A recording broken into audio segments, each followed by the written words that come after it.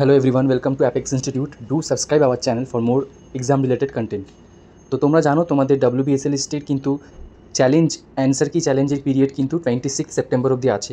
তো তোমরা যারা এখনও কিন্তু চ্যালেঞ্জ করোনি তারা কিন্তু করে ফেলো। তোমাদের যেখানে যেখানে কিন্তু তোমাদের ডাউট হচ্ছে তোমরা কিন্তু চ্যালেঞ্জ করো। কমিশন অবশ্যই অ্যান্সারগুলো নিয়ে বিবেচনা করবে।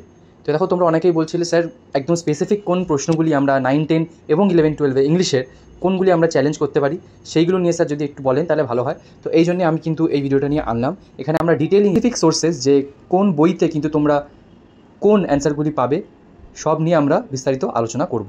তো দেখো প্রথমে 9, 10, 10 মধ্যে কিন্তু তোমরা দেখছো ফার্স্ট প্রশ্ন যেটা আছে এটা তোমরা অবশ্যই চ্যালেঞ্জ করবে। সেটা হচ্ছে the Tokyo Olympics were only intermittently dash on Doordarshan. ঠিক আছে, অ্যান্সার কিন্তু হবে টেলিকাস্টেড বা দুটোই। ঠিক আছে, এবার এসএসসি দিয়েছে কিন্তু টেলিকাস্ট। ঠিক আছে, এর রেফারেন্স তোমরা কোথায় পাবে?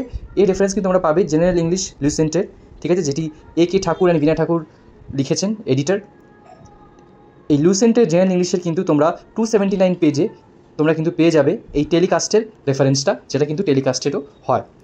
ঠিক আছে, এরপর আরেকটি রেফারেন্স তোমাদের দিতে হবে, তোমরা জানো। এরপর কিন্তু দেখো এই বইটি AT রেভের students favourite dictionary page number 1196-এ কিন্তু তোমরা সেম রেফারেন্সটি পেয়ে যাবে। এই দুটো রেফারেন্স তোমরা দিয়ে দিলে কিন্তু তোমরা এই কোয়েশ্চেনটাকে চ্যালেঞ্জ করতে পারবে। আর তোমরা অনেকেই বলছো স্যার PDF কী করে বানাবো? দেখো তোমরা কিন্তু অ্যাডোবি স্ক্যান অ্যাপটা ডাউনলোড করতে পারো। ঠিক আছে, ইমেজেসগুলো ওখান থেকে নিয়ে তোমরা একটা PDF বানিয়ে কিন্তু গুগলে টাইপ করো যে মেক PDF বিলো তোমাদের যা সাইজ ক্যাটাগরি আছে, যেরকম ধরো 250 বা 150 বা 200, সেই অনুযায়ী কিন্তু অনলাইনে তোমরা যেই আপলোড করবে ওই PDFটি, ওটার সাইজ কিন্তু 250-র নিচে অটোমেটিক্যালি হয়ে যাবে। ঠিক আছে, এরপরে দেখো নেক্সট আমাদের 9, 10 জন্য আর কি আছে। আমরা কিন্তু এরপরে 11, 12টাও এই ভিডিওতেই ডিসকাস করবো। ঠিক আছে, এবার দেখো she admitted that she had lied, what clause is used.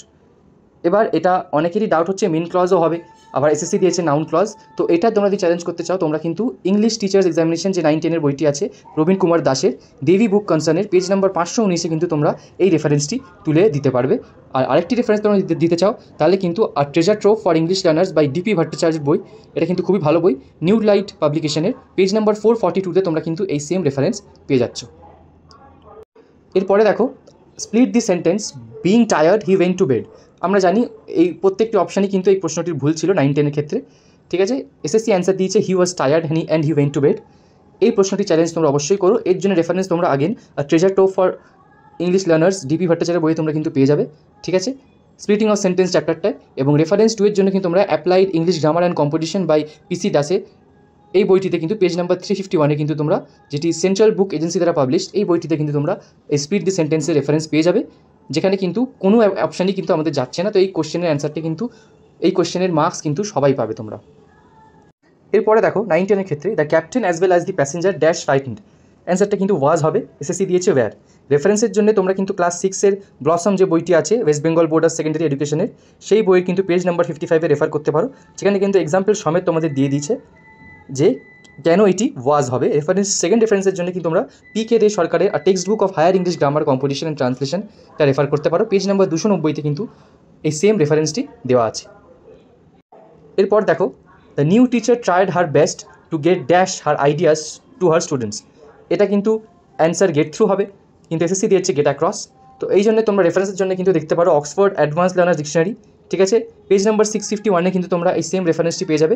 Dictionary কিন্তু, যেটা কিন্তু টার্নবুলের কিন্তু এডিট করা।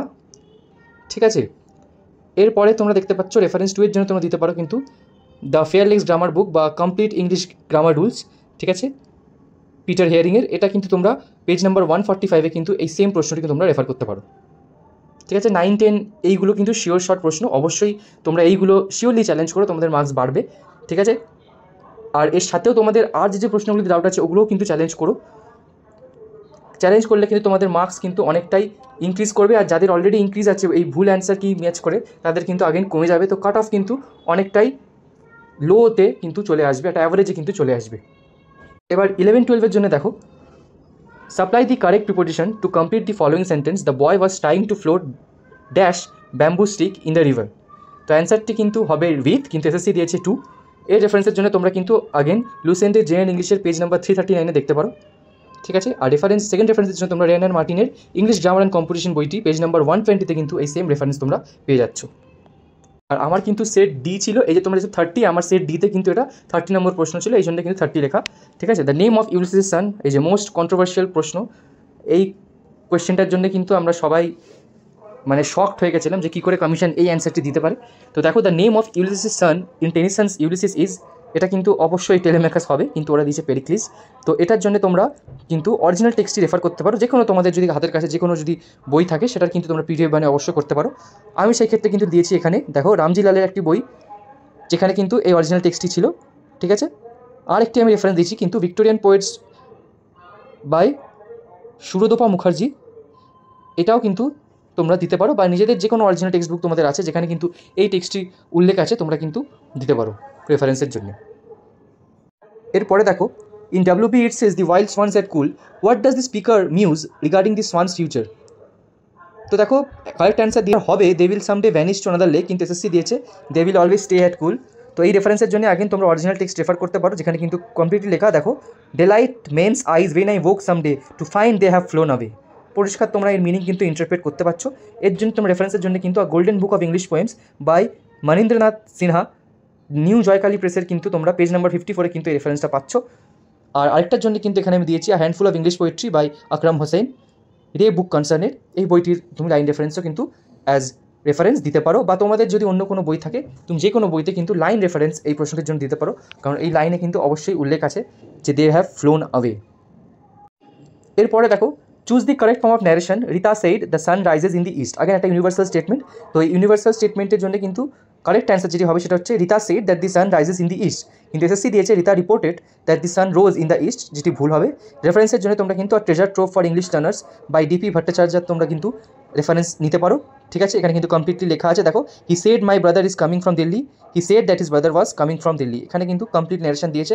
আরেকটা রেফারেন্সের জন্য যেটা আরও পুরোপুরি স্ট্রেট কপি করা হয়েছে প্রশ্নটি তোমরা বলতে পারো, সেটা হচ্ছে রায়ান মার্টিনের কিন্তু কোয়েশ্চেন ব্যাংক ইংলিশ 2025, যেটি কিন্তু ক্লাস 9 and 10 জন্য আছে ক্যালকাটা পাবলিশার্সের।